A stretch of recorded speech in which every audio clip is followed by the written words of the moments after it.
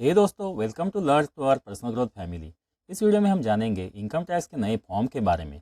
हर साल जब मार्च महीना खत्म होता है तो काफ़ी सारे लोग मुझे पूछते हैं आईटीआर फाइल करने के लिए कौन सा फॉर्म भरना होगा, आईटीआर 1 भरूँ, आईटीआर 2 भरूँ या और कोई फॉर्म। और इन क्वेश्चंस का तुरंत जवाब देना भी पॉसिबल नहीं होता है, क्योंकि आईटीआर 1 से लेकर आईटीआर 7 में से कौन सा फॉर्म एप्लीकेबल होगा ये डिसाइड करने के लिए काफ़ी सारी इन्फॉर्मेशन लेनी पड़ती है। जैसे कि सिर्फ सैलरी इनकम है या और कोई दूसरी इनकम है, एक ही घर है या ज़्यादा घर है, शॉर्ट टर्म कैपिटल गेन है या लॉन्ग टर्म कैपिटल गेन है। ये और ऐसे ही कुछ सवाल के जवाब मिलने पर ही डिसाइड कर पाते हैं कि कौन सा आईटीआर फॉर्म भरे। शायद इनकम टैक्स डिपार्टमेंट काफ़ी सारे लोगों का ये कन्फ्यूजन दूर करने वाला है। तो आइए बात करते हैं इनकम टैक्स के नए आईटीआर फॉर्म के बारे में, जिसे कॉमन आईटीआर फॉर्म कहा गया है। फिलहाल ये सुझाया गया है फॉर्म कॉमन आईटीआर फॉर्म के ड्राफ्ट फॉर्म के रूप में है, जिसे सीबीडीटी ने 1 नवंबर 2022 को प्रपोज किया हुआ है। और इस फॉर्म के ड्राफ्ट पे एक्सपर्ट्स, टैक्स पेयर्स और रिलेटेड पार्टीज से ओपिनियन मांगे गए हैं। आप अपना ओपिनियन 15 दिसंबर 2022 तक दे सकते हैं। दोस्तों, कॉमन आईटीआर फॉर्म एक ऐसा नया फॉर्म होगा जो ऑलमोस्ट सभी टैक्स पेयर्स को एप्लीकेबल होगा। अभी के सिचुएशन में टैक्स पेयर्स को आईटीआर 1 से लेकर आईटीआर 7 तक अलग अलग फॉर्म्स दिए गए हैं, जिसमें से उन्हें एप्लीकेबल फॉर्म को सिलेक्ट करना होता है। ये नया फॉर्म आने की वजह से अलग अलग आईटीआर फॉर्म में से कौन सा फॉर्म सिलेक्ट करना है ये सवाल नहीं रहेगा, क्योंकि मोस्टली सभी के लिए एक कॉमन आईटीआर फॉर्म एप्लीकेबल होगा। दोस्तों, अभी जो प्रपोज किया हुआ है वह नए कॉमन आईटीआर फॉर्म की ड्राफ्ट कॉपी है। इस ड्राफ्ट पे एक्सपर्ट्स लोगों से और रिलेटेड पार्टी से सुझाव मंगाए गए हैं। 15 दिसंबर 2022 तक कोई भी इस फॉर्म पे अपना सुझाव दे सकता है, जिसके लिए गवर्नमेंट ने ईमेल आईडी दिए हुए है। सभी लोगों के सुझाव आने के बाद सीबीडीटी इस ड्राफ्ट में रिक्वायर्ड चेंजेस करके फाइनल कॉमन आईटीआर फॉर्म को नोटिफाई करके इशू करेगा। नए नोटिफिकेशन के बाद ही समझेगा कि फाइनल कॉमन आईटीआर फॉर्म किस डेट से एप्लीकेबल होगा। दोस्तों, अभी समझते हैं कौन कौन लोग कॉमन आईटीआर फॉर्म भरेंगे और इसे भरने के लिए क्या करना होगा। दोस्तों, अभी आईटी एक्ट में आईटीआर 1 से लेकर आईटीआर 7 तक इनकम टैक्स रिटर्न के अलग अलग फॉर्म्स दिए गए हैं। इन फॉर्म में से आईटीआर फॉर्म सिलेक्ट करने के लिए एप्लीकेबल कंडीशंस के अनुसार और इनकम के टाइप के अनुसार फॉर्म सिलेक्ट करना होता है। और कंपलसरीली हर सिलेक्ट किए हुए आईटीआर फॉर्म के हर एक शेड्यूल्स को भरना होता है।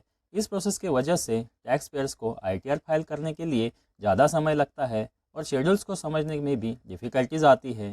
टैक्स पेयर्स की इसी डिफ़िकल्टीज को कम करने के लिए सीबीडीटी यानी central board of direct taxes ने इस नए कॉमन आईटीआर फॉर्म को प्रपोज किया हुआ है।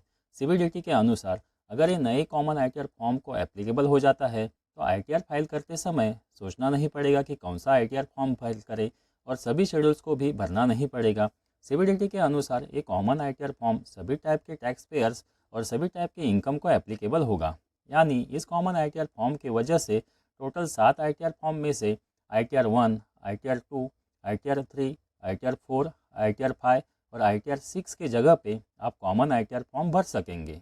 आईटीआर 7 जो भरते हैं उन्हें ये फॉर्म एप्लीकेबल नहीं होगा, क्योंकि आईटीआर 7 चैरिटेबल ट्रस्ट को एप्लीकेबल होता है। अगर नया कॉमन आईटीआर फॉर्म आ जाता है तो भी आईटीआर 1 फॉर्म जो कि सैलरीड इंडिविजुअल्स को एप्लीकेबल है और आईटीआर 4 फॉर्म जो कि प्रिजम्पटिव टैक्स रेजिम के लिए एप्लीकेबल है वो भी अवेलेबल रहेगा। यानी टैक्स पेयर्स को चॉइस रहेगी कि वो कॉमन आईटीआर फॉर्म भरे या आईटीआर 1 और आईटीआर 4 में से अपना आईटीआर सबमिट करे।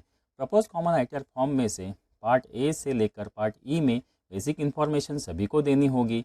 इसके अलावा schedule of computation of total income यानी schedule TI, schedule of computation of tax यानी schedule TTI, details of bank account and schedule of tax payment यानी शेड्यूल TXP, ये शेड्यूल सभी को भरने होंगे, लेकिन दूसरे शेड्यूल्स ऑप्शनल होंगे।